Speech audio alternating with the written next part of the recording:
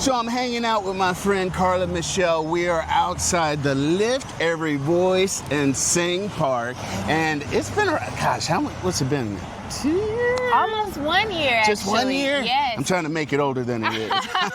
Well, we've had a lot of activity, so we're happy about that. Right? Yes. Because when it first started, everybody's like, oh, this is going to be cute. I'll pop in. But you guys have really made it a point to really bring the community in, engage. And now that you're kind of the curator, you're making sure like we have events pop and come out and bond. Well, I'm very thankful to lead the Vibrant Places Collective, but it's a group of historians, La Villa natives, and community leaders who are coming together to vote on the programming that is at the park. So it is very intentional, and we want to make sure that it aligns with the history of La Villa and pays homage and respect to our Black national anthem. Oh, and they are doing it. I mean, I know you recently had a pop-up, which was a party. Yeah. Let's talk about the park a little bit. Okay. So give me a little bit of the history, because I went around, and I mean, if you don't know the Jacksonville history, you might have heard like, oh, James Weldon Johnson wrote Lift Every Voice and Sing, but you come here, you can actually get a really detailed history. Yes, and I encourage people to dive deeper into the history, because yes, most people know about James Weldon Johnson, but people have heard of the brothers, but Jay Rosamond was the younger brother, and he was actually kind of, the musician, the creative one, as you know, the youngest usually is, right? They kind of get away with a little more, right? Gotta find their niche. See me? Yes. So according to James Weldon Johnson's book, Along This Way, this was their plot of land that their family lived in. Their father built the home, and it was this whole block. They had their home, which was a 2-story home at least, and then rental properties in this area. It's hard for people to envision that, right?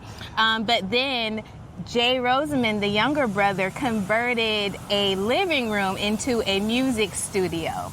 So right here. And so I find that fascinating, the fact that way back then, these men were pursuing their dreams with music and creativity when things were very tough and divided. So it's inspiring to know that we can still do the same today.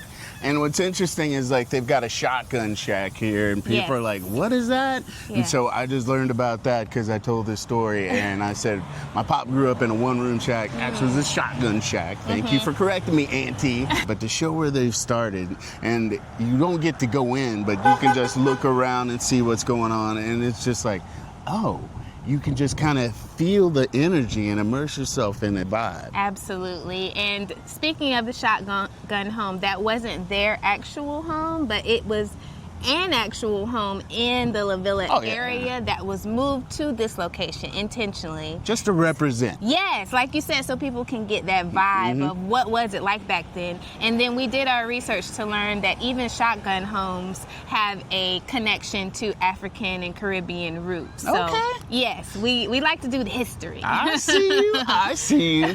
Well, let's talk about some of the stuff you've got popping up, because I know you've got something at the end of the month and moving forward, so let's run some of those.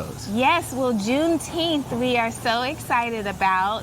We have our regularly scheduled Everybody Yoga, so it's a play on the Lift Every Voice and Sing. We want to make everybody feel included to come out and move. That is starting at 6 o'clock on Juneteenth, and then we have a Juneteenth storytelling tour, a walking tour of the history of Juneteenth and some Jacksonville kind of hidden gems about what happened here during that time of emancipation.